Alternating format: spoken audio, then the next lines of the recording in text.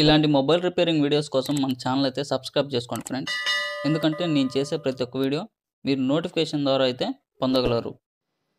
Hi friends, welcome to my channel.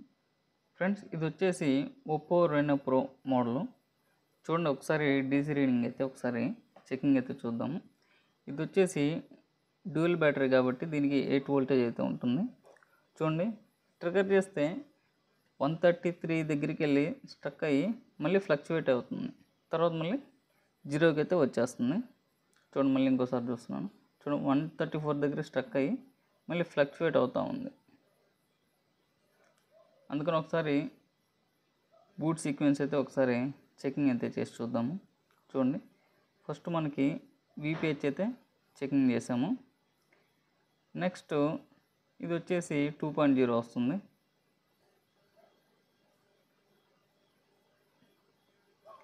ఇక్కడ 0.7 వస్తుంది. ఇక్కడ కూడా 0.7 వస్తుంది.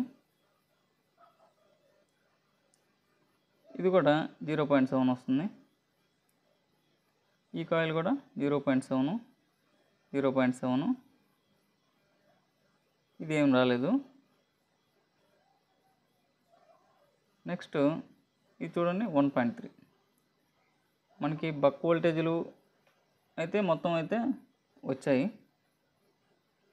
చూడండి, ఇక్కడ 1.8 వోల్టేజ్ కూడా మనకి డిఫాల్ట్ ఆన్ 1.8 వచ్చింది.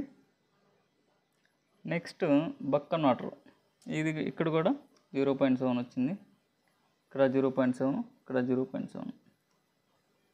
అన్నీ బక్ కన్వర్టర్ దగ్గర కూడా మనకి అవుట్పుట్ వోల్టేజ్లు వచ్చినాయి. అలాగే మెయిన్ పవర్ ఏసీ చుట్టుపక్కల ఉన్న బక్ కాయిల్స్ మీద కూడా వోల్టేజ్ వచ్చేసాయి. నెక్స్ట్ చూసుకుంటే డిఫాల్ట్ ఆన్ 1.8 కూడా వచ్చింది.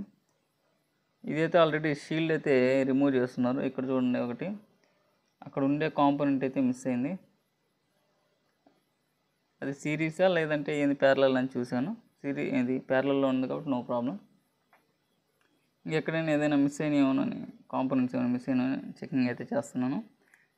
ఈ చెక్ చేసే క్రమంలో 2 అయితే మనకి డ్యామేజ్ అయితే అయి ఉన్నాయి. అది దేనికి సంబంధించింది అనేది ఒకసారి మొత్తం వెరిఫై చేద్దాం. చూడండి, అక్కడ ఫస్ట్ అయితే వోల్టేజ్లు అయితే ఒకసారి చెక్ చేద్దాం. అక్కడ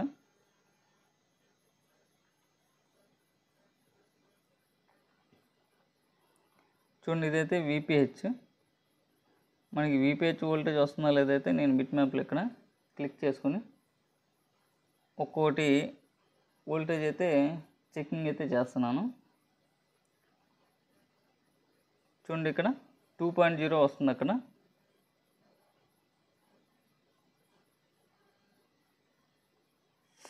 ఇది కంపాటిబుల్ అయితే నేను తీసుకున్నాను.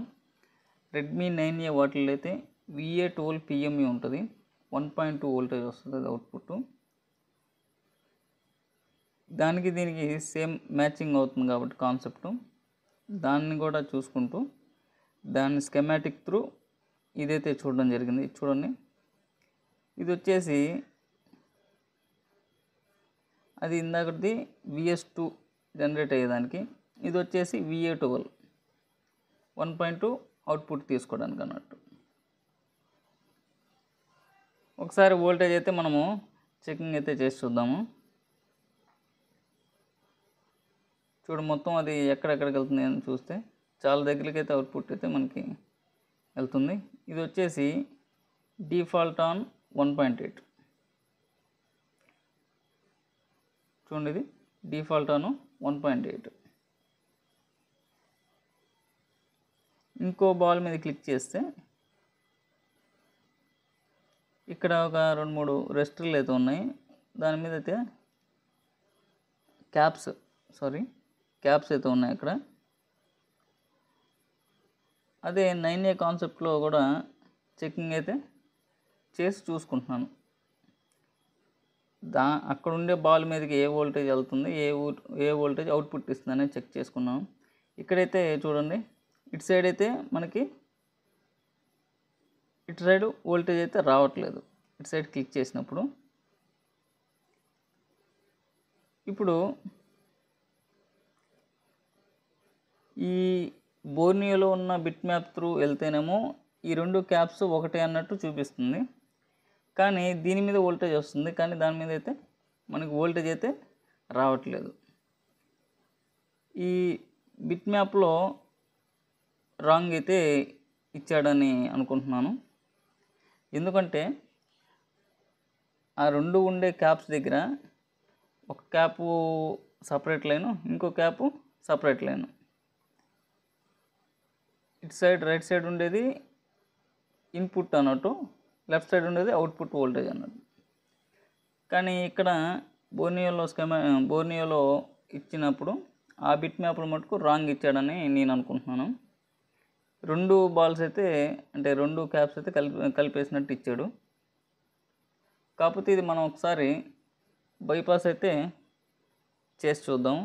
దీన్ని బైపాస్ చేసుకోవచ్చు. అందుకనైతే ఒకసారి బైపాస్ అయితే చేసి చూద్దాము. ఇది వచ్చేసి ఇన్పుట్ వోల్టేజ్ వచ్చేసి 2.0 ఆ ఐసీకి. ఇది VA18PMU అని అనుకోవచ్చు.